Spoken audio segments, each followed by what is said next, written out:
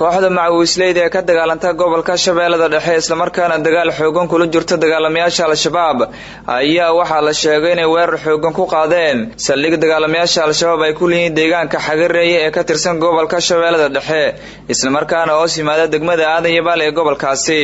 weerarka ayaa waxaa la sheegay in kooxda macawisleyda ay ku qaadeen dagaalamayaal ka tirsan al-shabaab oo ku sugan deegaanka Xagareeye oo hoostaga degmada Aadan Yabaal ee gobolka Shabeellada Dhexe isla markaana halkaasi dagaal xoogan ku dhaxmaray dagaalamayaasha al-shabaab iyo kooxda macawisleyda ee weerarka ku qaaday afyeen waxa hadlay macawisleyda oo la hadlay idaacada kulmiye isla markaana lagu magacaabo Yuusuf Axmed Weyne ayaa waxa uu ka warbixiyay dagaalka dhaxmaray dagaalamayaasha al-shabaab iyo kooxda macawisleyda waxa uu sheegay in dagaalkaasi al-shabaab ay kaga dileen ilaa 5 dagaalame haatan ay gacanta ku hayaan deegaanka ay weerareen afyeenka ayaa waxa uu sheegay in dagaalamayaasha al-shabaab ay dhibaato u geysteen dadka shacabka isla markaana ay keentay inay weeraraan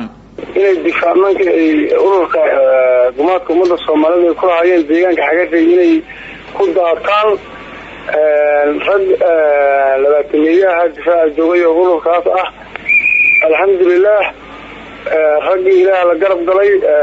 qoladii meesha joogtana oo ku garab rogeen 5 maalmaha looga dilay iyagana waa kala farxadeen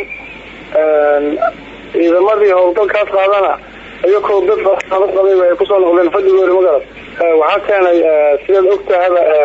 ragga hadda dagaalka qaadayo waa rag deegaankaas u dhashay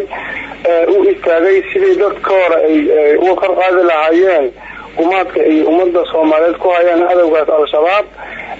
oo xoolahooda la banaysanayaan dadkooda ay dilayaan saas darteed ay u istaageen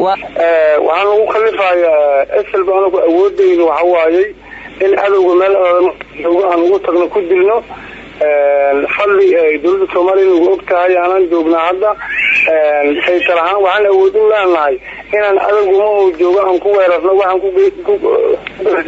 ku gaarsiino kadibna aan fadhigeena ku soo laabano maadaama aan wadankayna adawgaas dadku ku hayo aan u damqanay وما صنت هذا كلية مركز فلي لسماها بر لسماها وها ودول دولة الصومالية استراتيجية إذا إنه يجستو ماشي اللي بدك يعني يسكتك معنا استراتيجية إذا أنا شرعي اللي قلته